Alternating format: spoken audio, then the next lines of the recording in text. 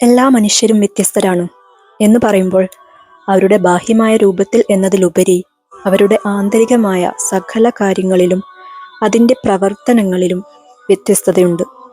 മാത്രമല്ല അവരുടെ അനുഭവങ്ങളും ചിന്തകളും കാഴ്ചപ്പാടുകളും എല്ലാം വ്യത്യസ്തമാണ്. യൂണിറ്റി ഇൻ ഡൈവേഴ്സിറ്റി എന്നത് വല്ലാത്തൊരു വാക്കാണ്.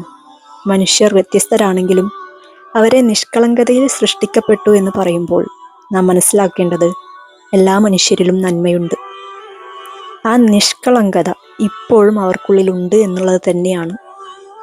പല മനുഷ്യരെയും അവരുടെ വ്യത്യസ്തമായ അല്ലെങ്കിൽ നമുക്കിഷ്ടപ്പെടാത്ത സ്വഭാവ രീതി കൊണ്ട് നാം വെറുക്കാറോ മാറ്റി നിർത്തപ്പെടാറോ അല്ലെങ്കിൽ അവരോടൊരു അനിഷ്ടം കൊണ്ട് നടക്കാറോ ഉണ്ട്. എന്നാൽ ആ പ്രകടമായ അനിഷ്ടകരമായ സ്വഭാവ രീതി അയാളുടെ ഒരു ഭാഗം മാത്രമാണ്. അതല്ലാത്ത ഒരുപാട് മറ്റു ഗുണങ്ങൾ അവരിലുണ്ട്. അതിലേക്ക് നോക്കാനുള്ള പാകത്തിൽ നാം വളരുകയാണ് അവിടെ വേണ്ടത്. നാം ഒരാളെ ആദ്യമായി കാണുമ്പോൾ എന്തെല്ലാം കാര്യങ്ങളാണ് ചിന്തകളായി നമുക്കുള്ളിൽ വരിക?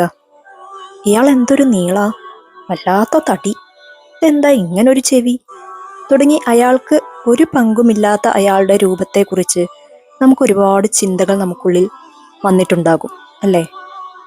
ഈ ചിന്തകളെ ഒന്ന് പരിശോധിച്ച് നോക്കൂ. ഇത് യഥാർത്ഥത്തിൽ അയാളെ കുറിച്ചുള്ള പരിഹാസ ചിന്തകളാണോ അതോ അയാളെ ആ രൂപത്തിൽ സൃഷ്ടിച്ചിട്ടുള്ള സൃഷ്ടാവിനെ കുറിച്ചുള്ള പരാമർശങ്ങളോ?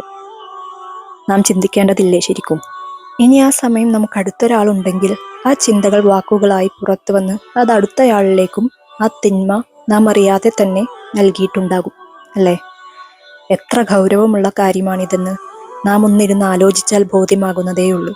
കാരണം നമുക്കുള്ളിലും നന്മയുണ്ട്. നല്ലതിനെ എംബ്രേസ് ചെയ്യാനും തിന്മയിൽ നിന്ന് വിട്ടുനിൽക്കാനും കൊതിക്കുന്ന ഒരു നിഷ്കളങ്കമായ ഹൃദയമുണ്ട്. അതിലേക്ക് ചേർന്നിരുന്ന് ആലോചിച്ചാൽ ജീവിതത്തിൻ്റെ നേരായ വഴികാട്ടിയായി ആ ഹൃദയം നമുക്ക് കൂട്ടിനുണ്ടാകും. ആ ഹൃദയത്തിലാണ് റബ്ബ് നമുക്ക് ഹിദായത്ത് നൽകിക്കൊണ്ടിരിക്കുന്നത്. നാം തെറ്റാണെന്ന് അറിഞ്ഞുകൊണ്ട് ഒരു കാര്യത്തിലേക്ക് പോകുമ്പോൾ നമ്മുടെ ഹൃദയം വല്ലാതെ മിടിക്കുന്നത് നിങ്ങൾ ശ്രദ്ധിച്ചിട്ടുണ്ടോ? പലർക്കും അനുഭവമുണ്ടാകും. കാരണം നമ്മുടെ ഹൃദയത്തിനുള്ളിൽ സത്യമുണ്ട്. സത്യത്തിനെതിരായ ഒന്നിലേക്ക് പോകുമ്പോൾ ആ ഹൃദയത്തിൽ അസ്വസ്ഥത പ്രകടമാകും. ഹജ്ജ് കർമ്മം ഒരാളുടെ പാപങ്ങൾ പുറത്ത് അയാളെ ഇപ്പോൾ പിറന്ന കുഞ്ഞിനെപ്പോൾ നിഷ്കളങ്കരാക്കും എന്ന് നാം കേട്ടിട്ടുണ്ട്. അത് ബാഹ്യമായ ആ ഒരു പ്രവൃത്തിയിലൂടെ, ഹജ്ജ് എന്ന ആ കർമ്മത്തിലൂടെ മാത്രം സാധ്യമാകുന്നതാണെന്ന് നിങ്ങൾ വിശ്വസിക്കുന്നുണ്ടോ? ഒരിക്കലുമില്ല. അതിനു മുന്നേ, ഹജ്ജിനായി വീട്ടിൽ നിന്ന് പുറപ്പെടുന്നതിന് മുന്നേ ചില കാര്യങ്ങൾ നമുക്ക് ചെയ്യാനുണ്ട് അല്ലേ? എന്താണവ?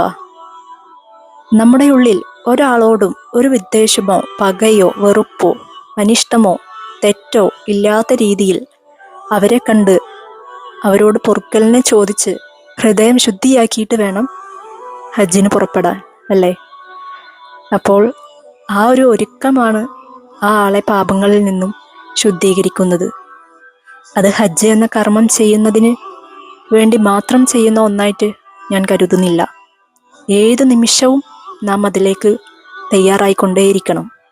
നമ്മുടെ ഹൃദയം കഴുകി ശുദ്ധിയാക്കുന്ന ആ ഒരു പ്രോസസ്സ്, അതിന് തന്നെയാണ് നാം സൂക്ഷ്മത എന്ന് പറയുന്നത്. നമ്മുടെ വായിൽ നിന്ന് വരുന്ന ഓരോ വാക്കുകളും നമ്മുടെ മനസ്സിൽ നിന്നുണ്ടാകുന്ന ഓരോ ചിന്തകളും നമ്മൾ വളരെയധികം ശ്രദ്ധിക്കേണ്ടതുണ്ട്.